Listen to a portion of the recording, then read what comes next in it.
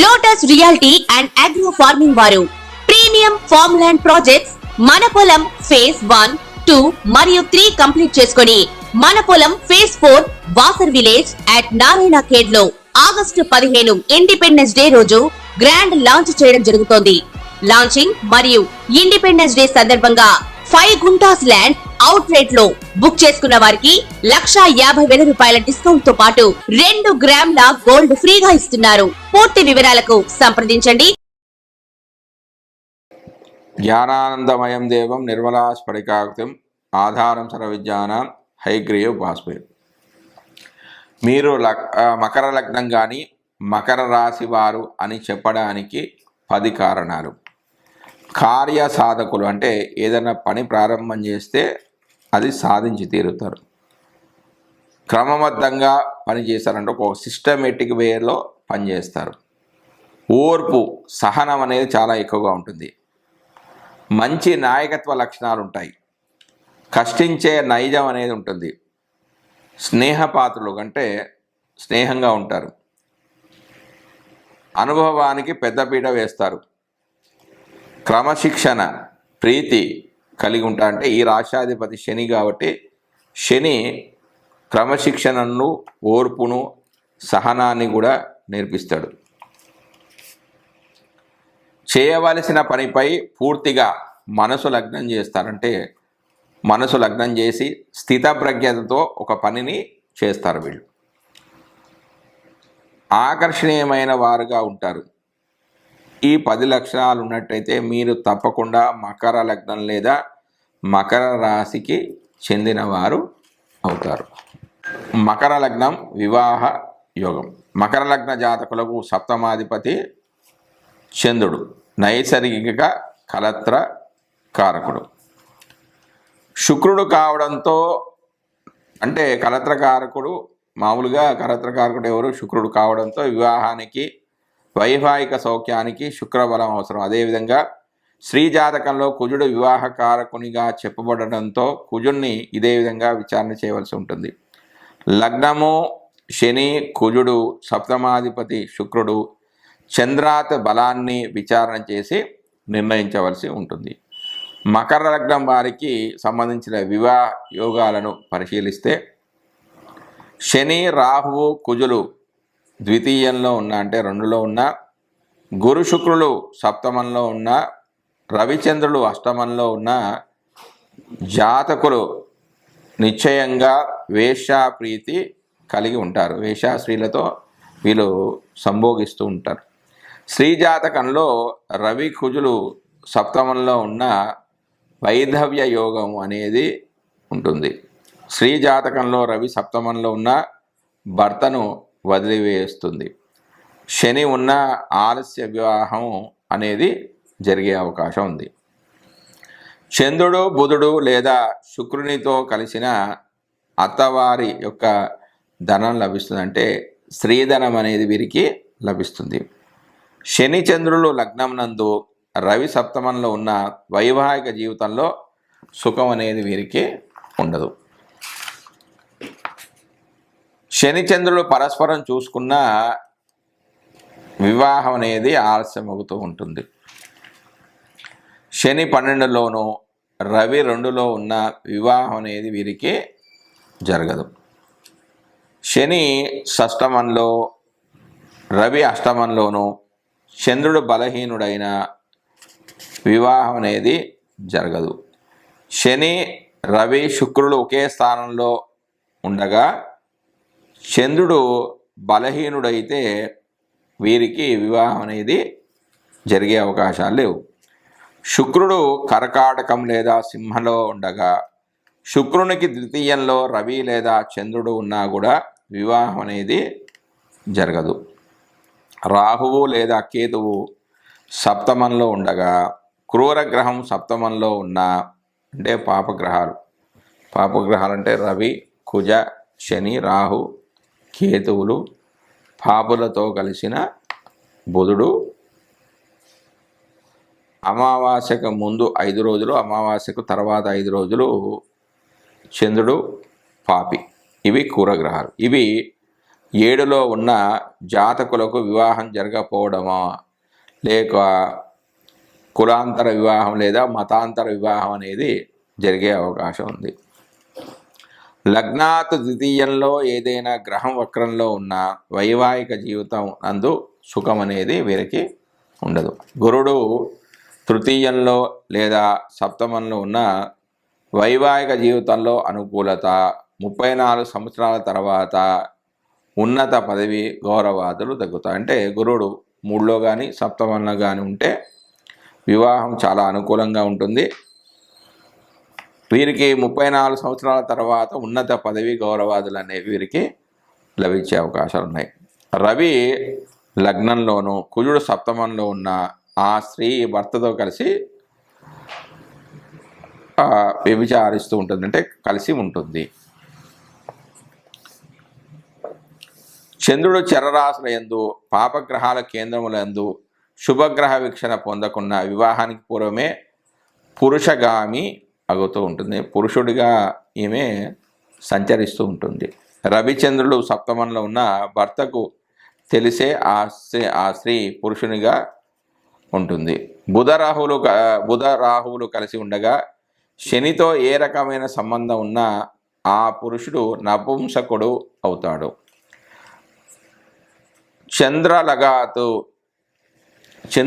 లగ్నాతు శరీరాశుల యందున్న ఆ స్త్రీ కోమలంగా ఉంటుంది. గురు బుధ శుక్ర కుజులు బలయుతులైన ఆ స్త్రీ మృదు స్వభావిగా ఉంటుంది, అంటే మృదువుగా నాజుగ్గా మాట్లాడుతుంది. చంద్రుడు చరరాశిలో ఉన్న ఆ స్త్రీ భర్త సదా సంచారంలో ఉంటాడు, ఇప్పుడు కూడా ప్రయాణాలు చేస్తూ ఉంటాడు.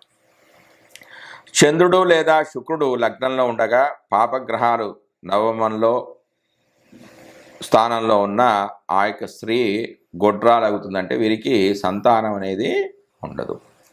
చంద్ర శుక్రుడు లగ్నంలో ఉండగా పంచమ స్థానం పాపగ్రహాలతో చూడబడిన ఆ జాతకురాలు గొడ్రాలు అవుతుంది. స్త్రీ జాతకంలో శుక్రుడు చరరాశుల యందున్న ఆమె భర్త సదా సంచారం చేస్తూ ఉంటాడు. శని చంద్రులు కలిసి లగ్నమునందున్న 2 వివాహాలు అవుతాయి. 2 వివాహాలైనా కూడా ద్వితీయ కలత్రం కూడా మొదటి 2 కలత్రాలు కూడా జీవించే ఉంటారు. ఇద్దరితో వారు సుఖిస్తారు. బుధ శుక్ర శనులు 10లో ఉన్న ఆ వ్యక్తి వ్యభిచారి అవుతారు. పురుష జాతకంలో చంద్రుడు పాపగ్రహ నవాంశంలో ఉన్న అతని భార్య క్రూరులాగవుతుంది. తద్వారా విచారం అనేది వీరికి కలుగుతుంది. శుక్రుడు షష్టమ అష్టమ వ్యయాలలో ఉన్న జాతకుడు వివాహం వృద్ధాప్యంలో జరుగుతుందంటే చాలా ఆలస్యంగా వివాహం జరిగే అవకాశం ఉంది. రవి సప్తమంలో ఉన్న కలత్రం ఆయుర్దాయం అనేది చాలా తక్కువగా ఉంటుంది. మకర లగ్నము రత్నధారణ కెంపు. మకర లగ్నానికి అష్టమాధిపతి రవి, లగ్నాధిపతికి ప్రబల శత్రువు. అష్టమాధిపతి రవికి సంబంధించిన రత్నం ధరించకపోవడమే మంచిది. రవి కారకత్వాలైన అధికారము, రాజసము, నిర్ణయాధికారాలు కోరుకునేవారు రవి మహాదశలో ఈ యొక్క అనిష్ట ఫలితాల నివారణకు రవికి సంబంధించిన రత్నాన్ని కాకుండా సూర్యోపాసన, అరుణ పాఠాన్ని పారాయణం చేయించుకోవడం,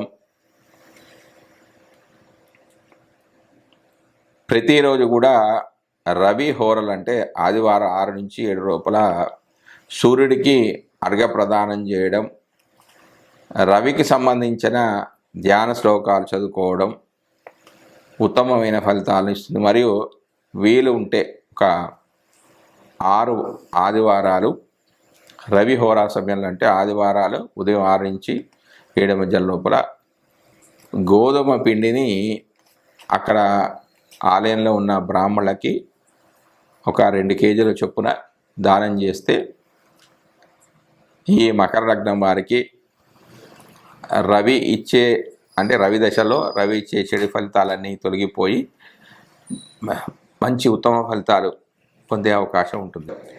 మకర లగ్నానికి సప్తమాధిపతి చంద్రుడు. లగ్నాధిపతితో ప్రత్యేకమైన సంబంధం లేనివాడు. మకర లగ్నానికి కేంద్రాధిపతిగా పాపత్వం ఏర్పడినా అది చంద్రుని యొక్క కళలపై ఆధారపడి ఉంటుంది. మనశ్శాంతి లేదా కళత్ర సౌఖ్యం కోరుకునేవారు మకర లగ్న జాతకులు ముత్యం ధరించడం కంటే ప్రత్యామ్నాయంగా ఇతర మార్గాలను అన్వేషించుకోవడం మంచిదంటే ప్రతి సోమవారం పూటన వీళ్ళు కృష్ణుడికి కృష్ణాష్టకం కానీ, సోమవారం రోజున చంద్రుడి యొక్క అష్టోత్తర నామాలు చదువుకోవడం కానీ, శివుడికి రుద్రాభిషేకం కానీ చేసుకున్నట్లయితే ఆ మకర లగ్న జాతకులకు చంద్రదశలో ఏవైనా చెడు ఫలితాలు వస్తే అవన్నీ కూడా తొలగిపోవడానికి అవకాశం ఉంది. తర్వాత పగడం. మకర లగ్నానికి చతుర్థ లాభాధిపతి కుజుడు. కేంద్రాధిపతిగా మంచివాడైన లాభాధిపత్యం అనేది పట్టడం ఈ లగ్నాధిపతికి శనికి ప్రబల శత్రుగ్రహం కావడంతో కుజుని యొక్క రత్నమైన పగడాన్ని ధరించకపోవడం అనేది చాలా మంచిది. కుజ మహాదశ వచ్చినప్పుడు పగడం ధరించడం కంటే కుజ అధిదేవత ప్రత్యధి దేవతలను ఆరాధన చేయడం ద్వారా తగు నివారణలను పొందవచ్చును. తర్వాత పచ్చ. మకర లగ్నానికి షష్టమ భాగ్యాధిపతి బుధుడు శుభుడు. ఈ లగ్నానికి బుధుడు చాలా శుభుడు. బలమైన భాగ్యస్థానానికి ఆధిపత్యం పట్టడంతో యోగగ్రహంగా చెప్పవచ్చును. ఆ కారణంగా అనారోగ్యాలు, బుద్ధిబలం తగ్గడం, వేగవంతమైన ఆలోచనలు కోరుకునేవాళ్ళు అంటే అనారోగ్య సమస్యలు తొలగిపోవాలన్నా, బుద్ధిబలం పెరగాలన్నా, వేగవంతమైన ఆలోచనలు రావాలన్నా కూడా బుధ మహాదశ ఫలితాలు అత్యంత అనుకూలంగా ఉండాలి అనుకున్న వాళ్ళు కూడా ఈ యొక్క బుధరత్నమైన పచ్చని ధరించడం చాలా మంచిది. దీనిని మకరం వారికి అదృష్టరత్నం అని చెప్పవచ్చు. అంటే ఈ యొక్క రత్నాన్ని ధరించిన వాడు వ్యాపారాదుల్లో కూడా మంచి రాణింపు చెందుతారు. వ్యాపారాలు కూడా మంచిగా రాణిస్తాయి. తర్వాత పుష్యరాగం. మకర లగ్నానికి తృతీయ వ్యయాధిపతి గురువు. ఈ లగ్నాధిపతి శనికి సమగ్రహంగా చెప్పబడ్డాడు. అయితే తృతీయాధిపత్యం పట్టడంతో, పాపిగా చెప్పబడడంతో బుద్ధి బలము, జ్ఞానము, విద్య, ధన అన్ని రంగాల్లో ఉన్నతి కావాలన్నా గురు మహాదశలో అనుకూలత కోరేవారు లగ్నం వారు పుష్యరాగాన్ని ధరించకపోవడమే మంచిది. దానికి ప్రత్యామ్నాయంగా గురువారం రోజున వీరు గురుగ్రహానికి గురుహోరా సమయంలో అంటే 6 నుంచి 7 గంటల సమయంలో గురువుకి ధ్యాన శ్లోకాలు చదువుకోవడం, శనగపిండిని దానం చేయడం, వారి యొక్క గురువులకి మంచి తీపితో చేసిన పదార్థాలు దానం చేసిన, అక్కడ ఆలయంలో ఉన్న భక్తులకు దానం చేసినా కూడా మంచి ఫలితాలు అనేవి వీరు పొందుతారు. వజ్రం. మకర లగ్నానికి పంచమ భాగ్యాధిపతి శుక్రుడు. కేంద్ర కోణాధిపత్యం పట్టడం కారణంగా శుక్రుడు రాజయోగ కారకుడిగా చెప్పబడ్డాడు. లగ్నాధిపతి శనికి అతి మిత్రత్వం ఉన్న కారణంగా శుక్రునికి సంబంధించిన వజ్రం ధరించడం అత్యంత అనుకూలమైనదిగా చెప్పవచ్చు. వజ్రం యోగరత్నంగా చెప్పబడింది ఈ జాతకులకు. తర్వాత నీలం. మకర లగ్నానికి లగ్న ద్వితీయాధిపతి శని. లగ్నాధిపతి అయిన కారణంగా మకర లగ్నం వారు తప్పకుండా ధరించదగిన రత్నం నీలం. ఇది ఎటువంటి ప్రతికూలమైన స్థితినైనా అనుకూలంగా మారుస్తుంది అనడంలో ఎలాంటి సందేహం అనేది లేదు. మకర లగ్నం వారికి నీలము జీవరత్నంగా చెబుతారు. గోమేధికం. ఇది రాహుకు చెందినది కావడంతో రాహు ఉన్న స్థితి కలిసిన గ్రహాల ప్రభావాన్ని పరిశీలించి నిర్ణయించవలసి ఉంటుంది. ఈ రాహువు శని, శుక్ర, బుధ, గురువుతో కలిసి ఉన్నప్పుడు గోమేధికం ధరించకపోవడమే మంచిది. మిగిలిన రవి, చంద్ర, కుజులతో కలిసినప్పుడు రవి మహాదశ వచ్చిన ఈ గోమేధికాన్ని ధరించవచ్చును. వైడూర్యం ఇది కేతువుకు చెందిన రత్నం. కుజవత్ కేతు అనే వాక్యాన్ని అనుసరించి వైడూర్యాన్ని కేతు మహాదశలో